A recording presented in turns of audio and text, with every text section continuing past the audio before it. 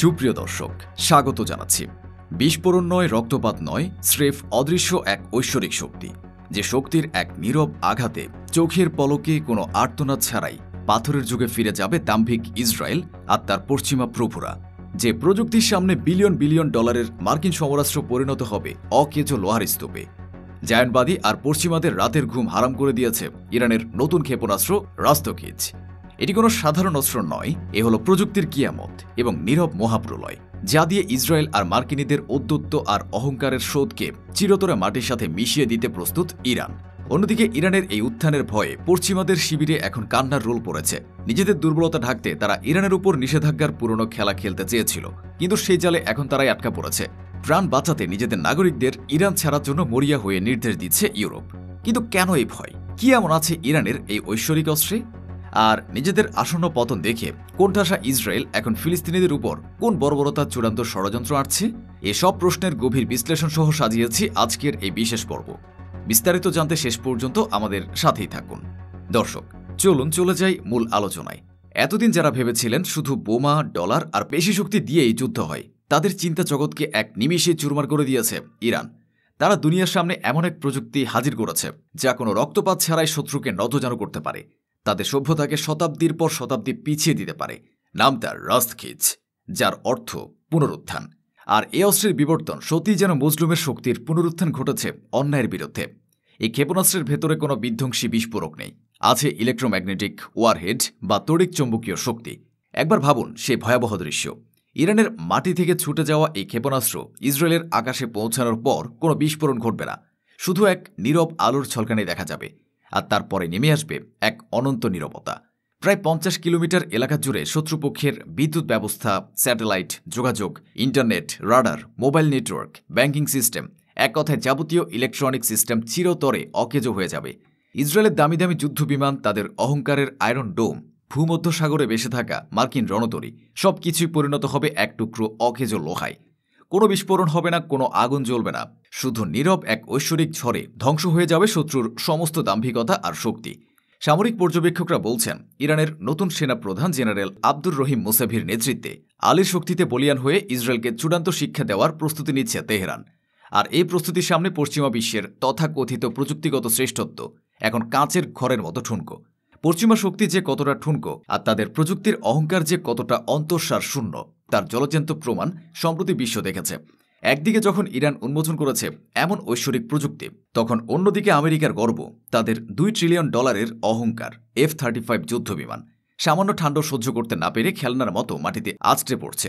গত 28 জানুয়ারি আলাস্কার -18 degree Celsius তাপমাত্রায় আমেরিকার এই উড়ন্ত কফিনটি একটি ভাঙা টিনের মতো আকাশ থেকে ঘূর্ণি খেতে খেতে ভেঙে পড়েছে। পাইলট কোনো মতে প্যারাশুট দিয়ে লাফিয়ে প্রাণ বাঁচিয়েছেন, কিন্তু আমেরিকার ইজ্জত বাঁচাতে পারেননি। সবচেয়ে লজ্জার বিষয় কি জানেন? বিমানটি ভেঙে পড়ার আগে পাইলট মাঝ আকাশে প্রায় 50 মিনিট ধরে তাদের সেরা ইঞ্জিনিয়ারদের সাথে কনফারেন্স কলে কথা বলেছেন, হাতে পায়ে ধরে বাঁচার আকুতি জানিয়েছেন।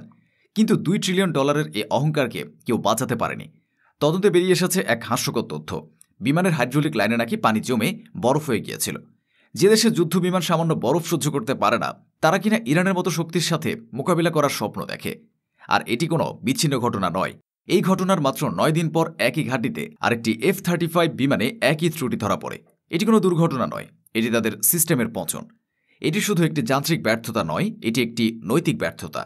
এমন একটি ব্যবস্থার পতন যা অহংকার আর প্রলোভনের উপর দাঁড়িয়ে আছে। ইরানের এই উত্থান আর পশ্চিমা বিশ্বের এই পতনের দৃশ্য দেখে পিলে চমকে গেছে ইউরোপের মোড়ল জার্মানি, ফ্রান্স আর ব্রিটেনের। তারা ভেবেছিল জাতিসংঘের নিষেধাজ্ঞার পুরনো ভয় দেখিয়ে ইরানকে কাবু করে ফেলবে, কিন্তু তাদের এই ষড়যন্ত্রের বিরুদ্ধে পর্বতের মতো রুখে দাঁড়িয়েছে রাশিয়া আর চীন। তারা সাফ জানিয়ে দিয়েছে, ইরানের বিরুদ্ধে কোনো পদক্ষেপ নেওয়া হলে তার পরিণতি হবে ভয়াবহ, যা গোটা বিশ্বকে এক মহাবিপর্যয়ের দিকে ঠেলে দেবে। যে আমেরিকা একদিন ইরানের সাথে করা পরমাণু চুক্তি থেকে বেইমানি করে বেরিয়ে গিয়েছিল, আজ তাদের ইউরোপীয় মিত্ররাই ইরানের ভয়ে কাঁপছে। জার্মানি এখন লেজ গুটিয়ে পালাচ্ছে। নিজেদের নাগরিকদের তারা ইরান ছেড়ে পালিয়ে আসার জন্য জরুরি নির্দেশনা জারি করেছে, কারণ তারা হারে হারে টের পেয়েছে ইরানের ধৈর্যের বাঁধ যদি একবার ভেঙে যায়, তাহলে রাস্তকিজের মতো অদৃশ্য ঝড়ের সামনে দাঁড়ানোর ক্ষমতা তাদের নেই। মনে আছে নিশ্চয় সেই অপারেশন রাইজিং লায়নের কথা? রাতের অন্ধকারে কাপুরুষের মতো ইরানের পরমাণু কেন্দ্রে হামলা চালিয়েছিল ইসরায়েলি যুদ্ধবিমান। তাদের সাথে নির্লজ্জের মতো যোগ দিয়েছিল তাদের প্রভু আমেরিকা। মার্কিন স্টেলথ বোমারু বিমান দিয়ে ইরানের 3টি পরমাণু কেন্দ্রে সবচেয়ে শক্তিশালী বাংকার ব্লাস্টার বোমা ফেলেছিল তারা। তাদের ধারণা ছিল ইরান হয়তো ভয় পেয়ে মাটিতে মিশে যাবে, কিন্তু তারা জানে না ইরান সে জাতি যারা অন্যায়ের সামনে মাথা নত করে না। সে হামলার জবাবে ইরান যে দাঁত ভাঙা জবাব দিয়েছিল তাতে মাত্র 12 দিনের মাথায় যুদ্ধবিরতির জন্য হাত পা ধরতে বাধ্য হয়েছিল আমেরিকা। আর এখন যখন ইরান রাস্তখিজের মতো ঐশ্বরিক অস্ত্র হাতে পেয়েছে, তখন ভয়ে আর হতাশায় ইসরায়েলের আসল চেহারা বেরিয়ে এসেছে।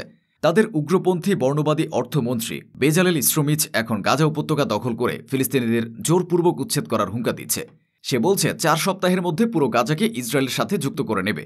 নিরীহ ফিলিস্তিনিদের তাদের বাপদাদার ভিটেমাটি থেকে উচ্ছেদ করে সেখানে ইহুদি বসতি স্থাপন করবে। এ হলো জায়নবাদীদের আসল রূপ।